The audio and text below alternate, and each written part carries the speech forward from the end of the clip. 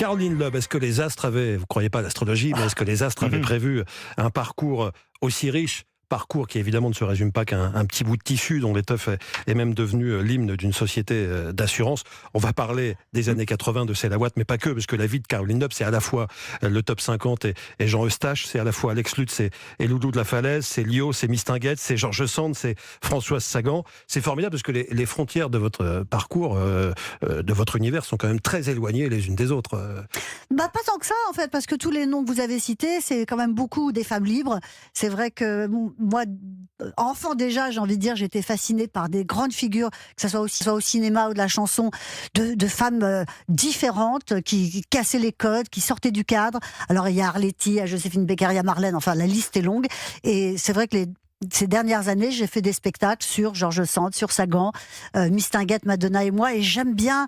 Enfin, j'adore les personnages comme ça qui ressemblent à personne d'autre et qui ouvrent des portes, qui ouvrent la voie à un vent de liberté. La liberté, c'est peut-être le maître mot, effectivement, le point commun entre tous les noms que vous avez cités. On va commencer par le portrait sonore. En début de chaque émission, on écoute quelques archives ensemble, quelques extraits de films, de chansons qui, a priori, vont faire écho à votre parcours. Et tiens, le premier, c'est une archive Europe 1. En 1990, vous étiez invité de Jean-Luc Delarue dans une émission qui s'appelait Goûtez-moi ça, et vous parliez à l'époque de votre film préféré. A-t-il changé ou pas? Mais en tout cas, allez, l'un de vos films préférés. Écoutez la réponse, écoutez de quel film s'agissait-il? J'adore ce film, c'est un grand film. En plus, quand on a eu la chance d'avoir une enfance new-yorkaise ou même américaine, on sait que tous les enfants à Noël voient Le Magicien d'Oz. Ça passe tous les Noël à la télé. Donc on est gavé du Magicien d'Oz, et c'est repassé récemment grâce au cycle sur Cédric Gibbons, qui est un grand décorateur. Et j'ai eu tout à coup l'illumination. Pourquoi j'aimais tellement ce film? C'est un film initiatique. On a déjà en nous ce qu'on cherche, la question et la réponse est dans la question. Ah, je ne renie rien.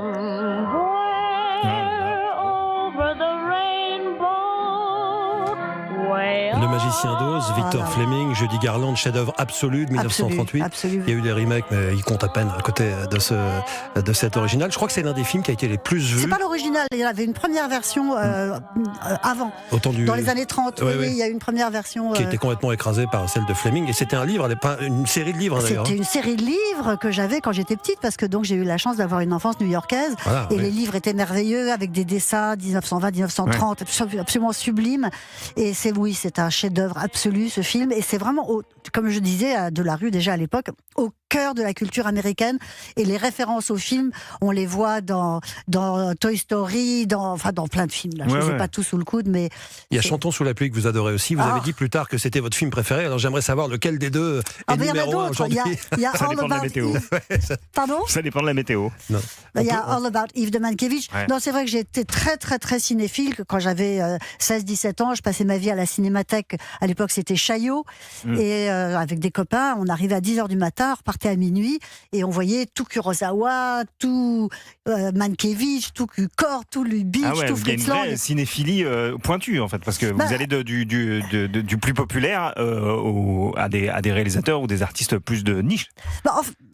Non, c'est pas des réalisateurs de niche, c'est les réalisateurs qui ont vraiment inventé le cinéma. Abel Gans, Fritz Lang, c'est des gens qui ont inventé le cinéma. Et c'est vrai que quand j'étais jeune, donc il y a longtemps, quand on était cinéphile, c'était ça qu'on allait voir. On allait vraiment voir l'histoire du cinéma.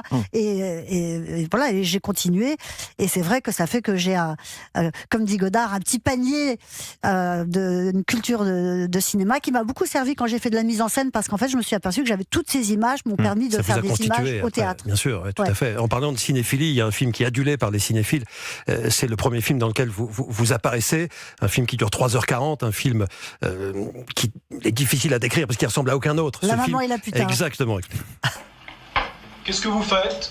Je fais la vaisselle que vous ne faites pas. J'ai déjà fait la vaisselle. Oui, une fois. Oui, parce qu'on éprouve une espèce de satisfaction à faire la vaisselle. Le sentiment d'être utile. Cette satisfaction est quelque chose d'un peu obscène. C'est dégoûtant, non? Être content parce qu'on fait la vaisselle, C'est drôle que vous ayez choisi cet extrait parce que moi j'adore faire la vaisselle aussi, donc je comprends très bien Jean-Pierre Léo. Jean-Pierre Léo qui dans le film ne veut pas faire la vaisselle, il ne veut rien faire d'autre d'ailleurs que penser, lire à la terrasse des cafés. Et écouter des disques, écouter Fréhel parce que c'est aussi... Écoutez Fréhel, parce que Eustache adorait les chanteuses des années 20, des années 30 que j'adore aussi évidemment. Vous avez 18, 19 ans, vous fréquentez Jean Eustache, votre frère qui malheureusement nous a quitté l'an dernier aussi, qui tient le premier rôle d'un chef-d'œuvre aussi de Jean Eustache, Les Petites Amoureuses, où il est absolument formidable. Hein, il a 15 ans, 13-14 ans. Il est hallucinant dans ce film extrêmement douloureux. Hein. On est entre Piala et le cinéma naturaliste de cette époque. Vous avez fréquenté ce cinéaste qui s'est suicidé en 81, qui était un écorché vif, une sorte de Rimbaud de Gérard de Nerval du XXe siècle. Ça devait quand même être quelque chose aussi, ça, j'imagine que vous y repensiez souvent. Oui, c'est étonnant parce que j'y pense de temps en temps et je me dis mais en fait qu'est-ce que je foutais là ? J'étais avec cette bande de mecs qui ne parlaient que de cinéma et de gonzesses. Je couchais avec aucun d'eux. Bon, on avait un point commun, c'est que j'étais très cinéphile, mais j'étais super jeune et j'étais avec ces 4-5 types très drôles, très dandy. Ça fusait dans tous les sens et j'étais fascinée par eux et c'est vrai j'ai passé pas mal de temps avec eux, on commençait à la Coupole, on allait à la Closerie, on finissait pas d'ailleurs, ensuite on allait au Rosebud, et quand tous les bars étaient fermés, on se retrouvait à 7h du matin au Mailleux, qui est devenu un McDo, et qui était le premier café qui ouvrait à 7h devant le Jardin du Luxembourg. Et voilà, c'est une partie de ma vie qui reste un peu mystérieuse. Pour moi, j'ai croisé Jean-Noël Pic à une projection de La Maman et la Putain. Acteur des films de Jean Eustache, oui, tout à fait. Qui était son grand copain, qui est au départ d'Une sale histoire. Je l'ai croisé à la projection du film de Jean Eustache et je lui dis mais en fait comment ça se fait que j'étais avec vous et il n'en avait aucun souvenir. Donc vous étiez bien là parce qu'en fait moi ça m'a vachement marqué, mais lui pas du tout. Voilà, peut-être qu'il a dit ça parce qu'il était avec sa femme aussi. En tout cas, vous apparaissez dans ce film considéré par de nombreux cinéphiles, dont je fais partie d'ailleurs, comme l'un des meilleurs films de tous les temps, si c'était le meilleur film de tous les temps. Vous avez été une figure de la nuit parisienne, Caroline Loeb. On va en parler dans un instant avec la suite de votre portrait sonore dans le Club de l'été sur Europe. 10h-13h, le Club de l'été.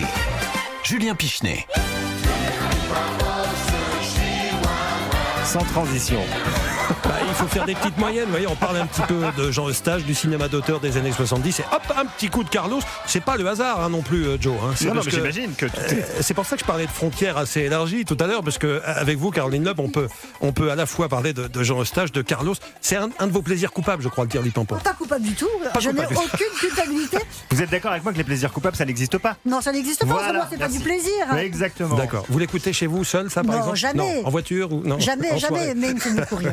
Et non, parce qu'il fait partie aussi de cette époque, donc que j'ai bien connue, où il y avait des fantaisistes à la télé, à la radio. Il y avait Gottener, il y avait Annie Cordy, il y avait Sim. Je me souviens de Sim. J'aime pas les rhododendrons, qui est quand même un chef-d'œuvre, et Carlos, qu'on trouvait hallucinant et qui maintenant me fait quand même beaucoup rire. Il y en a plus trop qui ont pris la relève non, ça n'existe plus. Il n'y a plus ce créneau, c'est dommage. Il y a beaucoup de choses qui n'existent plus. Les nuits parisiennes ne sont peut-être plus non plus ce qu'elles étaient.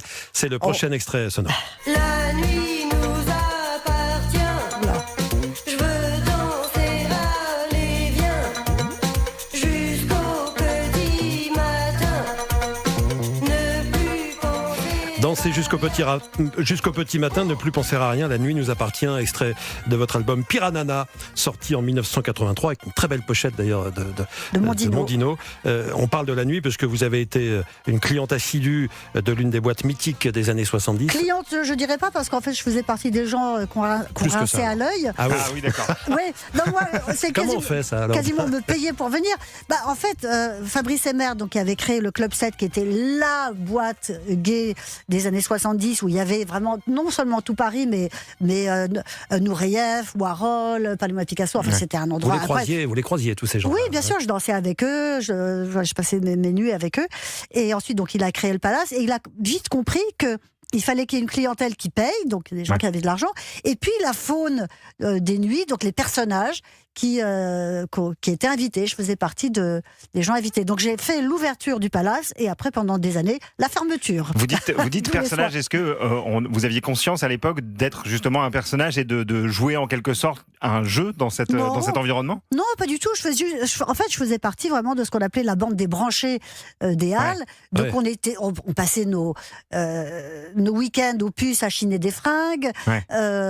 Donc dans cette bande, il y avait Eva Ionesco, il y avait Christian Louboutin, Ariel Dombal. Oui.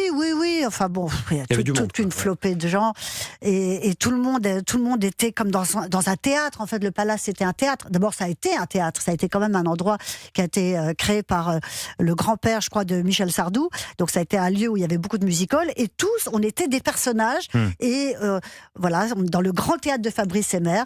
Et c'était extraordinaire. C'était des fêtes complètement dingues. Je me souviens de la fête de Lagerfeld sur le thème de Venise avec des costumes invraisemblables. Il y avait un type qui s'était déguisé en parasol du Lido fermé. Et moi, je pleurais de rire. Déguisé en parasol fermé. Je pleurais de rire. J'ai vu Tom Waits, j'ai vu Grace Jones.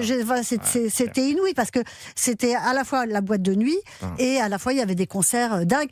En fait, l'équivalent, c'est le Studio 54 à New York. Donc c'était dément. Et pourquoi l'équivalent du Palace n'existe plus aujourd'hui ? C'est plus possible ? On ne sait plus s'amuser comme avant ou je ne peux pas dire ça parce que je sais pas. Moi, de toute façon, ça fait longtemps que je sors plus. On peut pas faire la même chose toute sa vie.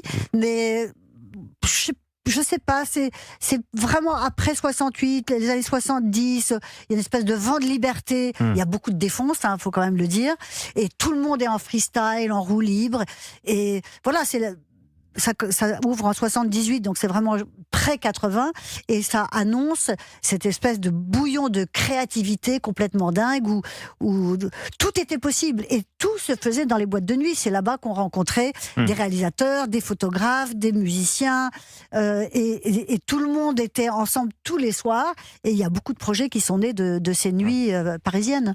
Vous vous couchiez tard, quoi, ou alors on dormait pas beaucoup, j'ai l'impression, quand même, dans les années 80. Voilà, on dormait bien la journée. Et je peux dire d'ailleurs que mon tube C'est la Ouate a commencé au Palace. C'est là-bas que Jean-Michel Gravier, qui était journaliste au Matin de Paris, m'a présenté Pierre Grillet, avec lequel j'ai passé pas mal de temps dans les boîtes de nuit. Et un matin, il est arrivé avec quelques premières phrases de la chanson, et puis la chanson est née comme ça. On va en parler de C'est la Ouate tout à l'heure, mais on va parler aussi de votre autre actualité. Justement, ça rejoint notre dernier extrait du portrait sonore. Les gens rentrent chez eux épuisés, le regard du temps, les deux. Il y a le temps de faire la cuisine, de dépêcher, de faire les courses, de ranger la maison. Puis son mari rentre tout claqué, et puis la télévision. C'est une catastrophe gigantesque, la télévision. Alors, ils élèvent leur poste, les enfants regardent, les parents aussi. Ils ne se parlent pas parce que le speaker parle.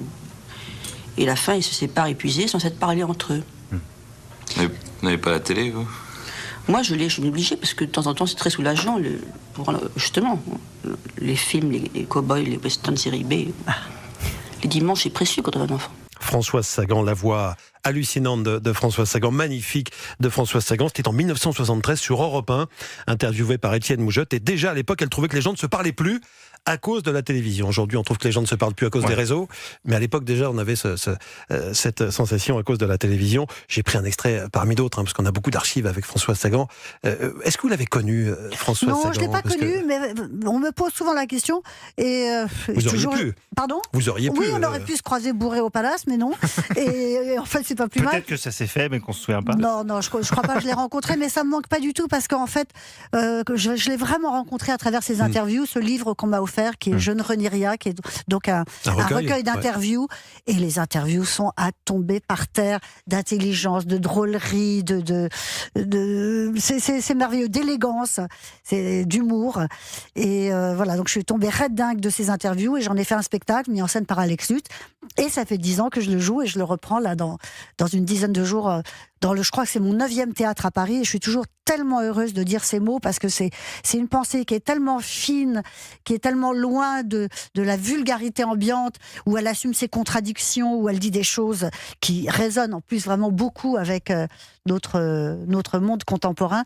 Donc c'est toujours beaucoup d'émotions de de me glisser dans ces petits mocassins, et dans cette pensée. Justement, vous parliez tout à l'heure vous disiez c'est mon tube de théâtre. Un tube, il est, comme c'est la Silhouette par exemple, il est figé dans le temps, alors que cette pièce de théâtre, que ça fait maintenant 10 ans, elle évolue, elle grandit avec vous. Est-ce qu'il y a une différence entre la manière dont vous l'interprétez maintenant et il y a 10 ans? Est-ce qu'il y a des mots qui résonnent différemment? Est-ce qu'il y a des choses qui...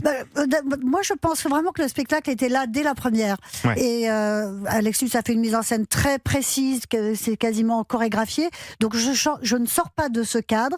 Mais c'est vrai qu'en 10 ans, elle a infusé en moi d'une manière vraiment très profonde. Et souvent, je dis, c'est 100% Sagan, 100% moi. Donc, voilà, pendant 1h10, j'ai l'impression d'être au meilleur de moi-même, au meilleur même, en fait, j'ai presque envie de dire de l'humanité, parce que le public est tellement touché par ça que pour moi, rencontrer les gens avec ce spectacle, c'est comme 1h10 de caviar, ou si on aime autre chose que le caviar. Voilà, c'est un grand luxe de pouvoir continuer à incarner Sagan, mais elle était là dès le départ. Autrement, je l'aurais pas montée, parce que c'est une rencontre très profonde en fait avec sa pensée et avec sa finesse. Voilà. Françoise par Sagan avec Caroline Lhomme, mise en scène par Alex Lutz. Ce sera à partir du 26 août. On en reparlera avant 11h dans le Club de l'été. Tous les mercredis à 19h au Théâtre Essaillon, c'est dans le Marais. C'est dans le Marais, voilà, juste derrière le Café de la Gare. Exactement, comme ça vous savez tout. On va dans un instant jouer au plic-ploc. C'est vrai que dans votre portrait sonore, j'aurais pu prendre aussi un extrait d'une émission de radio, parce que vous avez fait de la radio, de la télé, sur TF1. Caroline Lhomme a été sur TF1 85, de A à Zèbre. C'était une émission j'adore le titre. assez intéressante. Ouais, c'était vraiment sympa. C'était une espèce de pochette surprise culturelle, et j'ai fait faire le premier portrait qui a jamais été fait, je sais plus parler français, sur Pierre et Gilles. J'avais fait faire un sujet sur Benjamin Figure Baltimore. des années 80. Voilà, aussi, bien sûr, Benjamin Baltimore, qui avait fait les plus belles affiches de cinéma des années 80. Et je présentais ça avec Jean-Marc Thévenet. On s'amusait beaucoup, on était très libres. C'était vraiment chouette. Encore la liberté, encore ce mot qui revient régulièrement quand on parle de votre parcours.